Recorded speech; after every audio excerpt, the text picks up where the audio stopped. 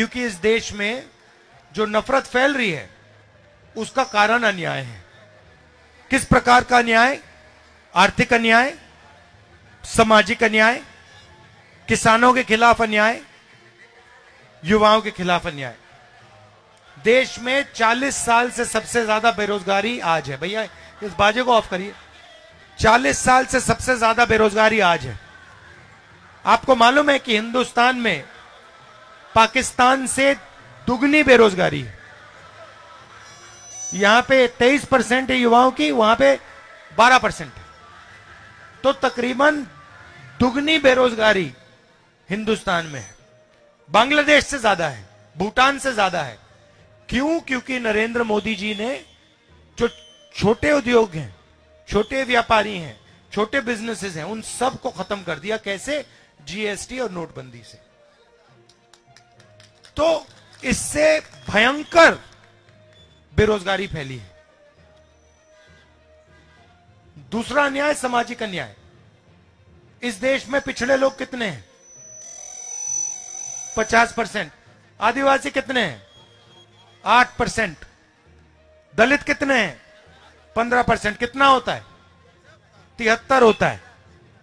अब आप देखो, मीडिया की बड़ी बड़ी कंपनी की लिस्ट निकालो, मालिकों की लिस्ट निकालो, 73% में से आपको वहां एक आदमी नहीं मिलेगा। मालिकों की लिस्ट में आपको एक कुशवाहा नहीं मिलेगा, एक माझी नहीं मिलेगा, एक यादव नहीं मिलेगा, एक दलित नहीं मिलेगा, एक आदिवासी नहीं मिलेगा। मीडिया के मालिकों की लिस्ट निकालो, 73% में से आपको एक आदमी वहां नहीं मिलेगा। 650 हाईकोर्ट के जज हैं हिंदुस्तान में। 73% आबादी के पास 100 हैं। ठीक है? हिंदुस्तान को 90 सबसे बड़े ब्यूरोक्रेट चलाते हैं, आईएएस अफसर। वो पूरे बजट को बांटते हैं। 73% आबादी के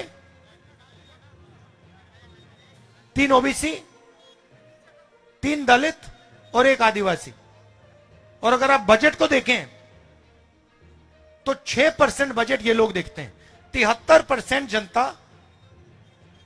के अफसर 6% बजट को देखती है, 100 रुपए में से 6 रुपए। और फिर नरेंद्र मोदी जी कहते हैं मैं ओबीसी के लिए काम कर रहा हूं, मैं गरीबों के लिए काम कर रहा हूं। हमने जाति जनगणना की बात उठाई। हमने सिर्फ ये कहा, देखिए जैसे किसी को चोट लगती है, आपको कभी चोट लगी है, अस्पताल गए आप, पहला काम डॉक्टर ने क्या कहा? एक्सरे कराओ। कहा ना कि भैया हाथ टूटा है, लगता है हाथ टूटा है, एक्सरे कराओ। तो हमने कहा कि भैया हिंदुस्तान का एक्सरे करा देते हैं, जाति जनगणना करा देते हैं, पता लग जाएगा पिछड़े कितने, दलित कितने, आदिवासी कितने, गरीब कितने, कितना धन कितने किसके हाथों में है। अब इसका तो किसी को इतराज नहीं हो सकता, किसी को इतराज नहीं हो सकता कि हम कह रहे हैं भैया देश का एक्सरे कराओ, पता लगाओ धन किसके हाथ में है, पूरे के पूरे एसेट्स किसके हाथ में, अदानी के हाथ में कितना है, गरीब जनरल कास्ट के हाथ में कितना है, पिछड़ों के हाथ में कितना है, दलितों के हाथ में कितना है। नरेंद्र मोदी जी कहते हैं नहीं, हिंदुस्तान में तो कोई जात ही नहीं है, 2 ही जात है, एक गरीब है, एक अमीर है। अच्छा, अगर 2 ही जात है तो फिर आप ओबीसी कैसे हो गए? पहले आप कहते थे हम ओबीसी हैं, हम ओबीसी हैं, हम ओबीसी हैं। अब हमने एक्सरे की बात की, जाति जनगणना की बात की, आप कहते हो भैया इस देश में तो ओबीसी है ही नहीं, पिछड़े है ही नहीं, सिर्फ 2 जात है। क्यों? क्योंकि आप डरते हो, आप नहीं चाहते हो कि देश की सच्चाई 73% को पता लग जाए।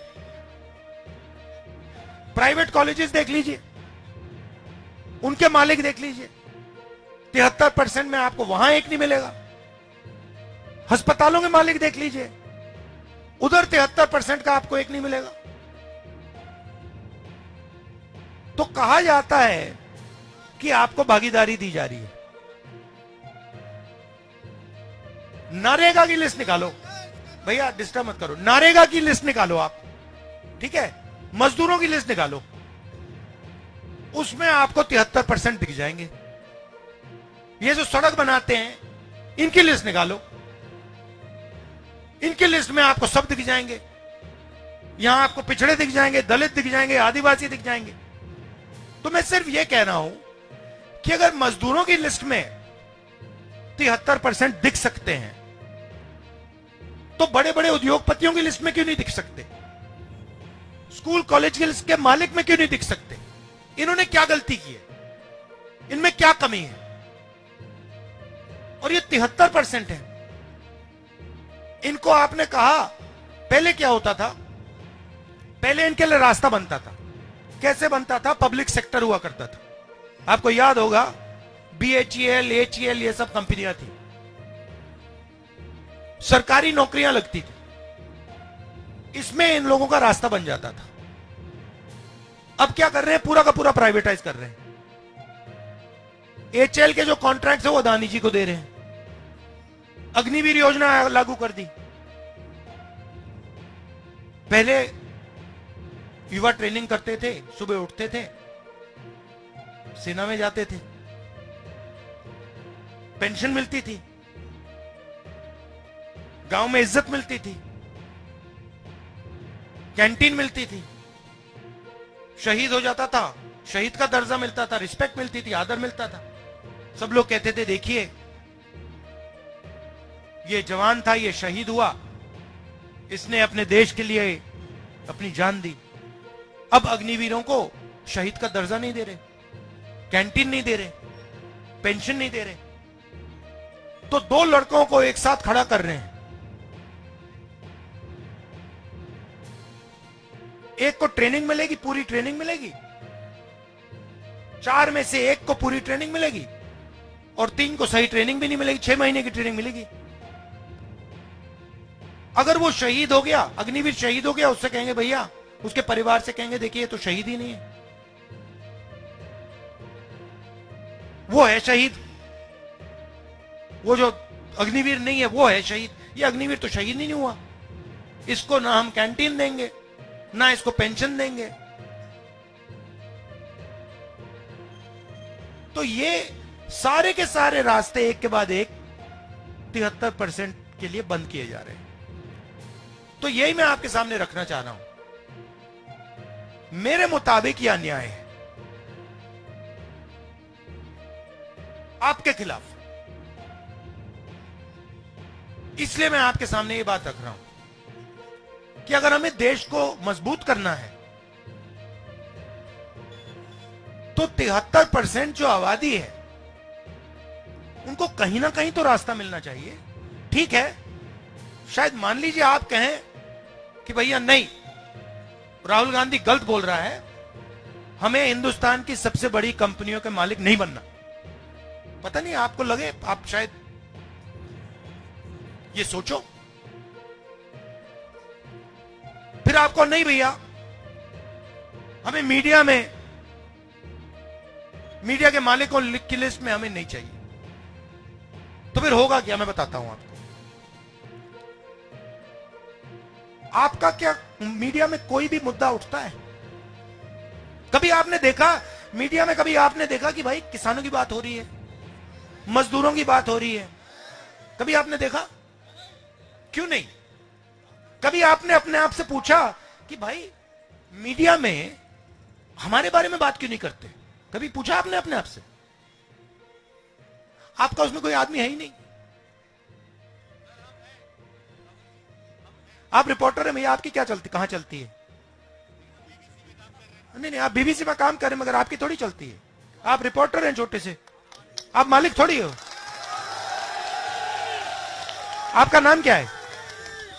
हाँ, रवि। आप रावी, हाँ, आप मुझे बताओ, आपने बीबीसी में अग्निवीरों की बात की? अच्छा, और बीबीसी अदानी की कंपनी है क्या? किसकी है?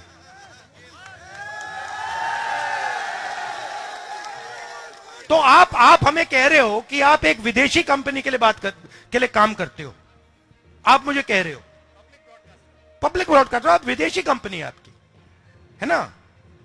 विदेशी कंपनी अग्निवीर की बात कर रही है। अजीब सी दुनिया है। विदेशी कंपनी में हिंदुस्तानी आदमी मुझे कह रहा है कि नहीं भैया हमने उठाया।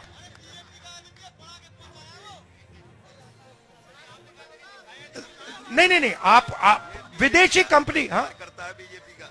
ये बीजेपी का कार्यकर्ता नहीं होगा ये, नहीं। मगर मेरा कहना है, देखिए मजे की बात देखिए, मजे की बात देखिए, विदेशी कंपनी बीबीसी अग्निवीर का मुद्दा उठा रही है, मगर हिंदुस्तान की कोई भी मीडिया की कंपनी अग्निवीर का मुद्दा नहीं उठा रही। क्यों? क्योंकि हिंदुस्तान की कंपनियां अदानी जी जैसे 2-3 उद्योगपति के हाथ में है। तो मेरा कहना है कि आपकी बात, आपकी आवाज मीडिया में नहीं उठाई जाती, ठीक है। अब बात करते हैं लीगल सिस्टम की, कोर्ट की, ठीक है। 650 हाई कोर्ट के जज हैं, उसमें 73%, ठीक है। ठहर जाइए, ठहर जाइए। तो मेरा सिर्फ ये कहना है कि अगर आप लोग मजदूरों की लिस्ट में हो सकते हो, नारेगा की लिस्ट में हो सकते हो, तो आपको मीडिया वालों की लिस्ट में भी होना चाहिए, आपको बड़ी बड़ी कंपनियों की लिस्ट में होना चाहिए। आप किसी भी कंपनी की सीनियर मैनेजमेंट देख लो, जो सबसे मतलब ऊपर लेवल के लोग होते हैं, आपको 73% का एक आदमी नहीं मिलेगा। मैं सिस्टम को जानता हूं, मैंने अंदर से देखा है, मैं आपको अंदर की बात बता रहा हूं। शायद आपको, जहां आप बैठे हो, शायद आपको दिखे भी ना। तो मेरा कहना है थोड़ी सी जागरूकता होनी चाहिए। क्यों? नुकसान किसका हो रहा है? नुकसान आपका हो रहा है, आपको पता भी नहीं लग रहा शायद कितना भयंकर नुकसान आपका हो रहा है। देश का नुकसान हो रहा है। आप कौन हो? आप देश हो। अगर आप 73% हो तो आप देश के 73% हो, और क्या। अब क्या होता है, बीजेपी के लोग कहते हैं भारत माता की जय, सुना होगा आपने, भारत माता की जय, है ना। तो ये भारत माता है क्या? आप ही हो ना। तो अगर मैं कह रहा हूं कि भैया अगर आप भारत माता की जय कर रहे हो तो 73% की जय क्यों नहीं कर रहे हो? 73% की जय करो ना। आप कहते हो भारत माता की जय, ठीक है, बहुत अच्छी बात है, मैं भी कहता हूं भारत माता की जय। तो ये जो 73% लोग हैं, ये जो भारत माता के 73% है, इनको भी कुछ दे दो। तो बस मैं यही कह रहा हूं, और इसलिए हमने भारत जोड़ो यात्रा में न्याय जोड़ दिया।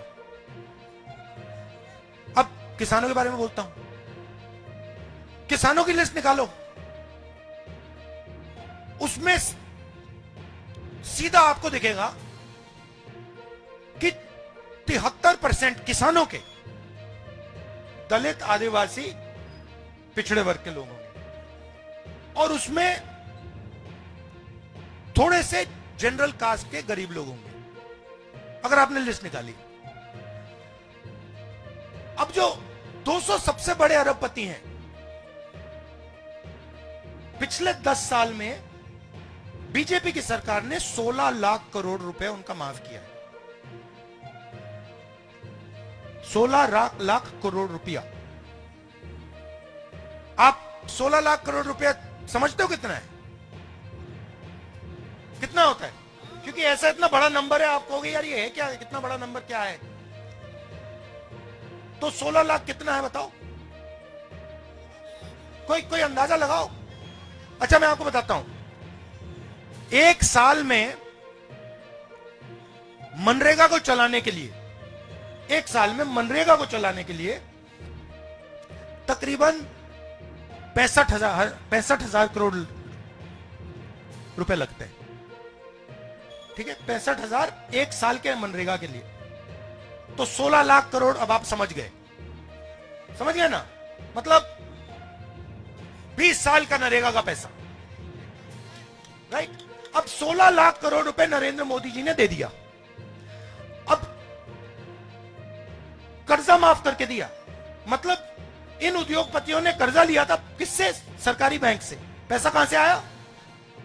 पैसा कहां से आया? नहीं, जीएसटी से, आपके जेब से। तो ये पैसा किसका है? आपका है। जब आपने ये जैकेट खरीदा, आपने 18% जीएसटी दी। अदानी यही जैकेट खरीदेगा, वो भी 18% देगा। जितनी आप दोगे उतनी वो देता है। तो पैसा किसका है? 73% का है, गरीब जनरल कास्ट का है। उसमें से 16 लाख करोड़ रुपए नरेंद्र मोदी ने उनको दे दिए। किसानों का कितना कर्जा माफ किया? एक भी नहीं। तो मैंने सिर्फ ये बात बोली कि भैया अगर आप इनका 16 लाख करोड़ माफ कर सकते हो तो इनका भी 1 लाख करोड़ माफ कर दो। उसमें क्या मतलब, क्या बड़ी गलती है? नहीं, पार्लियामेंट में जवाब आता है। पार्लियामेंट में जवाब आता है, राहुल जी हम किसानों की आदत नहीं बिगाड़ना चाहते।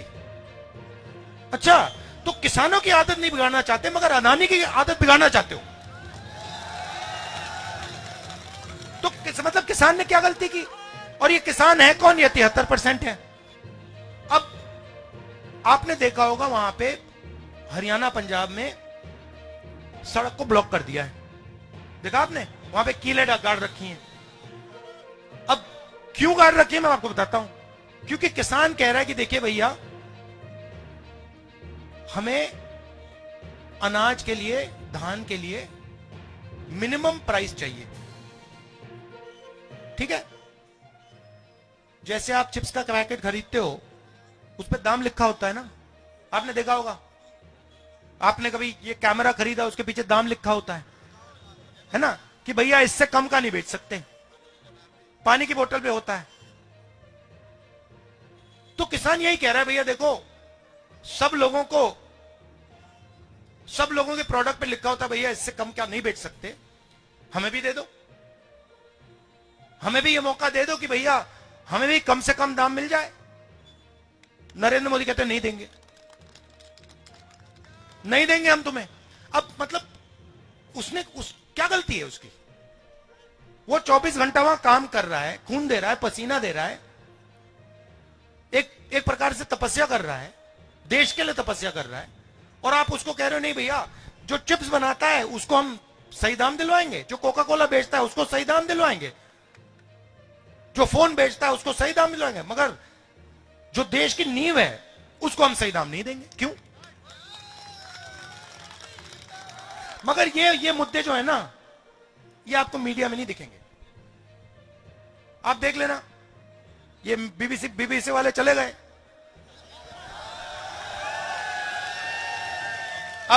अब राहुल गांधी जो बोल रहे हैं वो कैसे दिखा सकता है? अब वो क्या कहेगा? आप देखा, अब जाएगा टीवी पे, आप देखेंगे अंबानी जी के बेटे की शादी हो रही है, आप देखना। वहां पे धूमधाम से मतलब मजा आ रहा है, दुनिया के लोग आ रहे हैं, सेल्फी ली जा रही है, और आप लोग यहां पे भूखे मर रहे हो। तो यही सच्चाई है, ये मैं आपके सामने रखना चाहता था। आपने इतने प्यार से मेरी बात सुनी, इसके लिए दिल से धन्यवाद।